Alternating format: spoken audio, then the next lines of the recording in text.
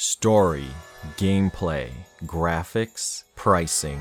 Only Platinum Games can master all four elements and not anger the fanbase. The Legend of Korra, the sequel series to the much beloved Avatar, not that, The Last Airbender. The series has provided so much amazing storytelling that Hollywood keeps trying to do a live-action series for this, and we all know how the first one went. Hopefully the second try will be much better. On the gaming end though, there are way more failed video game attempts going all the way back to 2001. I don't get how you can make so many bad Avatar games. God damn it, no. Avatar has so many elements to pull from that could enhance combat and many vibrant settings you could visit, but nobody seemed to make use of these things until Platinum Games stepped in to create the Legend of Korra game. This was released back in October of 2014 and actually looked like it had effort put into it, which was rare for video games belonging to this series. And it had Platinum Games attached, and they made great games like Astral Chain, Bayonetta, Metal Gear Rising. We can skip that one. And when I played it at the time, and even replaying it today, I still found that I enjoyed the game. It's a short game, but the effort put into the gameplay, animated cutscenes, voice acting was all really enjoyable,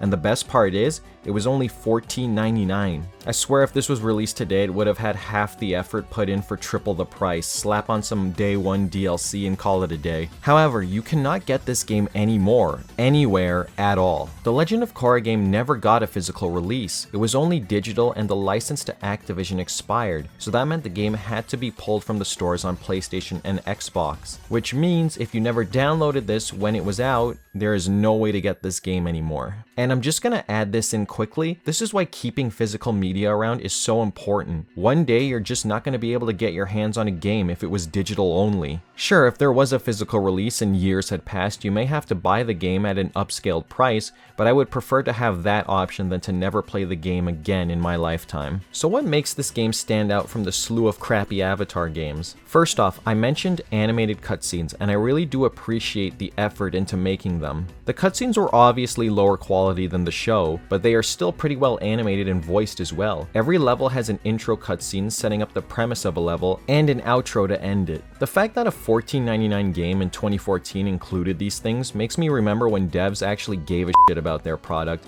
and putting in effort. We live in a time where almost every game that has had an animated series never wants to put the effort of recreating cutscenes, either with an in-game engine or doing new animations for the game itself. Instead, we get garbage like this, where we get still images with either voiceovers, or if we're really lucky, we don't even get the characters voiced over. Instead, we get a random narrator. So the fact that this game exists at this price point and actually put in the time to make brand new animations for the game with voice acting is amazing. The story is set between Season 2 and Season 3, specifically 2 weeks after Season 2 ends, with the spirit portals being opened. The new villain is a character named Hundun, an ancient enemy of the Avatar who was banished to the spirit world for wanting to throw the world into chaos, and since Korra opened the portals for people to be able to travel to and from the spirit world, he ends up leaving the spirit world and begins running amok by recruiting all manner of Korra's enemies from her past. It's a very basic story, but it gets the job done. Next is the gameplay. This is where Platinum Games shines. Their gameplay in all of their games is always very fluid and fun, and this is no different. Is it as in-depth as, say, Astral Chain? No, but again, for a $15 game, the combat has more effort put into it than I ever would have thought. You obviously can control all four elements since you're playing as Korra, and the game makes you feel overpowered in the best possible way. Through each level, you earn more elements because for story purposes, Korra lost her bending at the start of the game. So as you unlock each element, you learn which ones are good for different situations. Water can hit far opponents, fire is for speedy combos, earth is slow but powerful and decimates the larger metal enemies, and wind has great AoE coverage and gives you the ability to glide. And you can switch between all four elements on the fly at a moment's notice to create really fun combo strings, and each element has different finishers you can enact on low health enemies. There's also stronger enemies you'll encounter like the triads, and when they attack you, you will get input commands to dodge and fight back,